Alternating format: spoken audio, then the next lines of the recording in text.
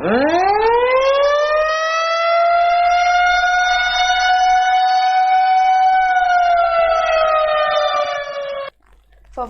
mahakasika ilay rivo-doza Salanina anio alahady 7 desambra 2024 tamin'ny 4